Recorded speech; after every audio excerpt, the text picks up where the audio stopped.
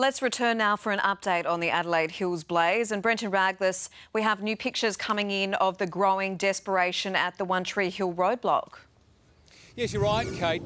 Just here on the One Tree Hill Road, one of the police roadblocks that have been here throughout this whole duration of the fire has seen a build-up of more than 50 cars, sometimes waiting almost 3/4 of an hour. That has frustrated a number of the residents and motorists caught out there. It would seem this is still one of the normal roadblocks, and police technically still have it formalised as a roadblock, but are allowing some people through that have their formal identification, such as a driver's licence, to prove they are a resident of the streets that are okay to attend. However, as you can imagine, it's causing a lot of desperation there on the roads. A bit frustrated?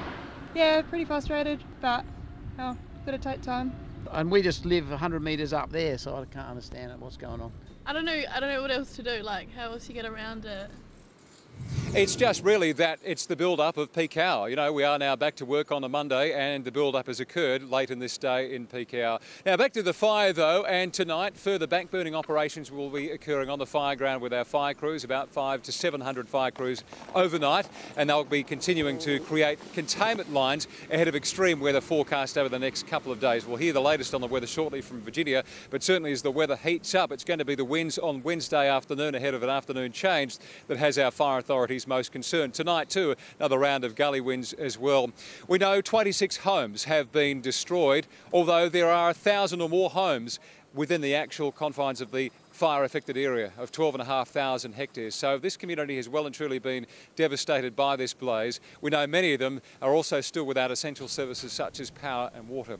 But I keep on coming back and saying, Kate, that the worst of our weather is often bringing out the best in our people, and communities have been left devastated by the fires that continue to rage, but our spirit isn't broke. There's been an enormous outpouring of support from across the country, including from our youngest citizens. A little boy with a big heart. Thank you, firefighters. Jackson Newman turns 6 tomorrow, but rather than receiving the gifts, he's giving them, donating his homemade Transformers birthday cake to the fire crews who helped save his Birdwood home. Mum said you want to give it to the firefighters, but I said yeah. Volunteers touched by the youngster's generosity. That was absolutely beautiful. Brought a tear to our eye yesterday when it's come into us. There's been extraordinary acts of kindness from across the state. A Golden Grove Church community today donating a ute full of supplies to the One Tree Hill Command Centre. There's bread, there's juice, there's water and some beer, of course. The local pub chipping in too, donating all of yesterday's profit to the Bushfire Recovery Fund. It's gut-wrenching. You know, I've been up here 4 years now and these people are part of it. We're all part of each other's lives now. Relief centres at Golden Grove and Williston are a hub for those in need. So far, 350 families have registered there. Almost 100 needed urgent financial support and 37 needed somewhere to sleep.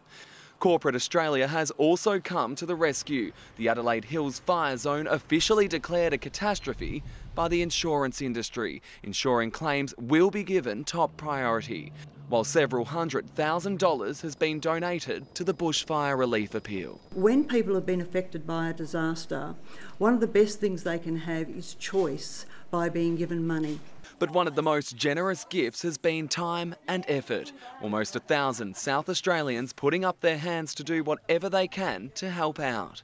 Volunteers are also busy manning relief centres for our emergency crews who have now been hard at it for the last 4 days. Here they're able to come in, have a bite to eat and something to drink before heading back out to the fire ground. They deserve the best and we try to give it. Can't do much out on the field, so you try and help where you can. Rhett Burney, 9 News. So, Aussie mateship, alive and well, an overwhelming response from the South Australian community. And Kate will have further updates on the fire throughout the night and we'll be live here again at first light tomorrow. Enjoy your night.